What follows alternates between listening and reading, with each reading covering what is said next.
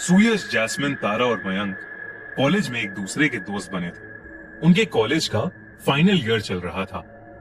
इसके बाद वो सभी अपनी अपनी जॉब्स में बिजी होने वाले थे, इसलिए वो आखिरी बार एक साथ न्यू ईयर सेलिब्रेट करना चाहते थे। उन चारों ने डिसाइड किया कि वो इस न्यू ईयर्स ईव पर एक क्लब में जाएंगे और एक यादगार पार्टी करेंगे। लेकिन उन्हें नहीं पता था कि वो पार्टी उन्हें एक ऐसी भयानक याद दे जाएगी जो वो भुलाए नहीं भूल पाएंगे।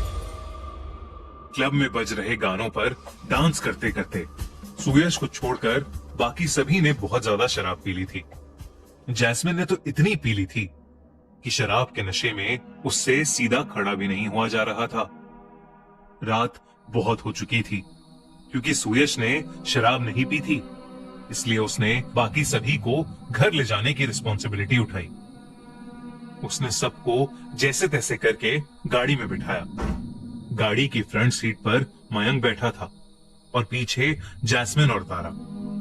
शराब पीने की वजह से वो तीनों ही अपने होशो आवाज में नहीं थे। तभी अचानक गाड़ी चलाते हुए सुयश की नजर पीछे की सीट पर गई और वो अचानक सुन्न पड़ गया। उसने देखा कि जैस्मिन और तारा के बीचों बीच एक लड़की बैठी हुई थी। सुयश की नजरें उस लड़की से मिली तो उस लड़की की आंखों से अचानक खून के आंसू निकलने लगे। ये देखते ही सुयश घबरा उठा और गाड़ी का स्टीयरिंग एक तरफ घूम गया। सुयश ने जैसे तैसे करके गाड़ी संभाली और एक जगह आकर गाड़ी रोक दी। उस लड़की को देखकर सुयश की रूह कांप गई थी। जब सुयश ने वापस पीछे मुड़कर देखा तो वो लड़की गाड़ी में नहीं थी। सुयश ने अपने बगल में बैठे मयंक को नींद से उठाया और उससे कहा कि पिछली सीट पर कोई बैठा हुआ था। मयंक ने पीछे मुड़कर देखा तो वहां जैस्मिन और तारा के अलावा कोई भी नहीं था। मयंक ने सुयश का मजाक उड़ाते हुए कहा, भाई दारू मैंने पी है और नशा तुझे चढ़ रहा है। ऐसा बोलकर मयंक सुयश पर हंसने लगा, क्योंकि वो लड़की अब सचमुच गाड़ी में नहीं थी। सुयश को भी लगने लगा कि शायद वो उसका वहम ही था और वो वापस गाड़ी चलाने लगा। तभी जैस्मिन को होश आया और उसने कहा कि उसे चक्कर आ रहे हैं। सुयश ने गाड़ी साइड में लगाई और जैस्मिन को उतार कर गाड़ी से बाहर ले गया। जैस्मिन ने गाड़ी से उतरते ही उल्टी कर दी। उल्टी करने के बाद सुयश ने मयंक को आवाज देकर पानी की बोतल मांगी और कुछ ही सेकेंड्स में सुयश के पैरों के पास एक पानी की बोतल रोल करते हुए आ गई। सुयश ने उस बोतल को उठाया और मुड़कर देखा तो मयंक और तारा गाड़ी में ही सो रहे थे। सुयश सोचने लगा कि मयंक और तारा गाड़ी में सो रहे हैं तो आखिर वो बोतल किसने उसकी ओर फेंकी थी। पर जैस्मिन की हालत ठीक नहीं लग रही थी तो सुयश ने फटाफट से वो बोतल जैस्मिन को दे दी। सुयश को अब कुछ तो अजीब लग रहा था। बस वो जल्दी से जल्दी घर पहुंचना चाहता था। जैस्मिन को गाड़ी में बिठाकर सुयश फिर से गाड़ी चलाने लगा। लेकिन कुछ दूर चलते ही अचानक से सुयश ने गाड़ी के ब्रेक मारे। सुयश को लगा कि उसकी गाड़ी के सामने वही लड़की आ गई है जो पहले सुयश को बैक सीट पर दिखी थी। लेकिन जब उसने गाड़ी रोकी तो वो लड़की क्या, दूर दूर तक उनके पास कोई नहीं था। सुयश को कुछ समझ नहीं आ रहा था।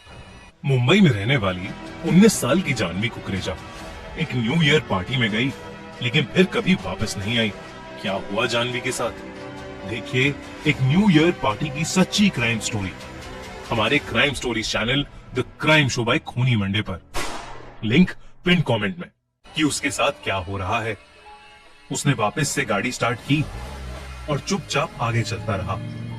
कुछ ही देर में वो लड़की एक बार फिर से अचानक ही सुयश की गाड़ी के सामने आ गई। लेकिन इस बार सुयश ने गाड़ी नहीं रोकी और तेजी से उस लड़की की तरफ गाड़ी चलाने लगा।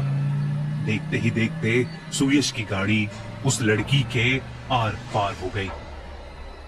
अब सुयश को यकीन हो गया था कि वो लड़की कोई आत्मा है जो उसे बार बार दिख रही है। सुयश ने गाड़ी की स्पीड और तेज कर दी क्योंकि वो अब बस घर पहुंचना चाहता था। तभी बैक सीट पर बेहोश पड़ी तारा एकदम से सीधी होकर बैठ गई। वो बिना कुछ बोले बस सुयश को घूरने लगी। सुयश की नजर जब तारा पर गई तो सुयश ने उसका नाम पुकारकर उससे बात करने की कोशिश भी की, पर तारा मानो सुन होकर बस उसे घूरे ही जा रही थी। तभी तारा एक अजीब सी आवाज में कुछ बड़बड़ाने लगी। सुयश डर के मारे मयंक को उठाने की कोशिश करने लगा, पर मयंक होश में ही नहीं आ रहा था। देखते ही देखते तारा के चेहरे का रंग बदलने लगा। उसका चेहरा सफेद पड़ने लगा और तारा अपना सर गाड़ी की विंडो पर जोर जोर से मारने लगी, इतनी जोर से कि उसके सर से खून निकलना शुरू हो गया था। तारा बिल्कुल पागल हो चुकी थी और सुयश को कुछ भी समझ नहीं आ रहा था। सुयश के अलावा और कोई भी होश में नहीं था। सुयश ने पुलिस को फोन मिलाया और इससे पहले कि वो पुलिस से बात कर पाता, पीछे से उसकी गर्दन पर 2 हाथ आए और उसका गला दबाने लगे। सुयश का कंट्रोल गाड़ी से हट गया और गाड़ी सीधा जाकर एक पेड़ से टकरा गई। सुयश को जब होश आया तो वो एक हॉस्पिटल में था। उसी रूम के बेड पर मयंक भी लेटा हुआ था। पुलिस जब सुयश से पूछताछ करने आई तो उसे पता चला कि गाड़ी में बैठे सभी लोगों की जान बच गई थी, बस कुछ गहरी चोटें आई थी। सुयश ने पुलिस को सब कुछ बिल्कुल सच्चाई के साथ बताया। तभी वहां खड़े एक पुलिस ऑफिसर ने बताया, ऐसी ही एक लड़की के बारे में और भी केसेस आ चुके हैं। ऐसा माना जाता है कि उसी रोड पर न्यू ईयर ईव के दिन एक लड़की को एक गाड़ी ने टक्कर मार दी थी। गाड़ी चलाने वाले ने पी रखी थी और वो उस लड़की को वहीं रोड पर पड़ा छोड़ गया। उस लड़की की उसी रात मौत हो गई और अब शायद उसी की आत्मा वहां भटकती है और उस रोड से गाड़ी चला रहे लोगों को हॉन्ट करती है।